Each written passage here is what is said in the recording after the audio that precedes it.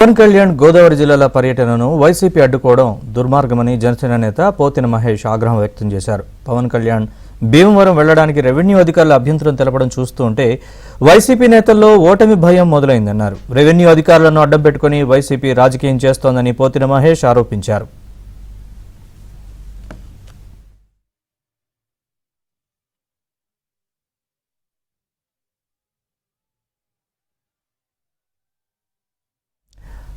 గతంలో లేని ఇబ్బందులు పవన్ కళ్యాణ్ పర్యటనగానే ఎందుకు వస్తున్నాయని పోతిన మహేష్ ప్రశ్నించారు. ఐఏఎస్, ఐపీఎస్ అధికారులకు లేని ఇబ్బంది రెవెన్యూ అధికారులకు కలగడం విడ్డూరంగా ఉందన్నారు. అనుమతులు రద్దు చేయడం చూస్తూ ఉంటే పవన్ కళ్యాణ్ అంటే వైసీపీ ఎంత భయపడుతుందో అర్థమవుతోందని పోతిన మహేష్ అన్నారు.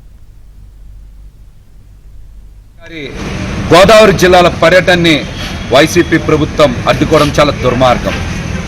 రాష్ట్రంలో 5 కిలోమీటర్లు ప్రయాణించడానికి జగన్మోహన్ రెడ్డి గారికి హెలికాప్టర్లు వెళ్ళొచ్చు, కానీ పవన్ కళ్యాణ్ గారు భీమవరం వెళ్ళడానికి రెవెన్యూ అధికారుల్ని అడ్డం పెట్టుకొని అనుమతులు రద్దు చేయడం చూస్తూ ఉంటే పవన్ కళ్యాణ్ గారు అంటే ఏ స్థాయిలో భయపడుతూ ఉన్నారో ఈ రోజున రాష్ట్ర ప్రజలకైతే చాలా స్పష్టంగా అర్థమవుతోంది.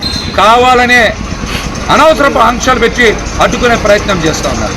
ఇది కేవలం పవన్ కళ్యాణ్ గారికి ప్రజల్లో ఉన్నటువంటి ఆదరణ, మద్దతు చూసి మీ ఓటమి భయం పట్టుకొని ఇటువంటి పనులు చేస్తూ ఉన్నారని రాష్ట్ర ప్రజలకి అర్థమైంది.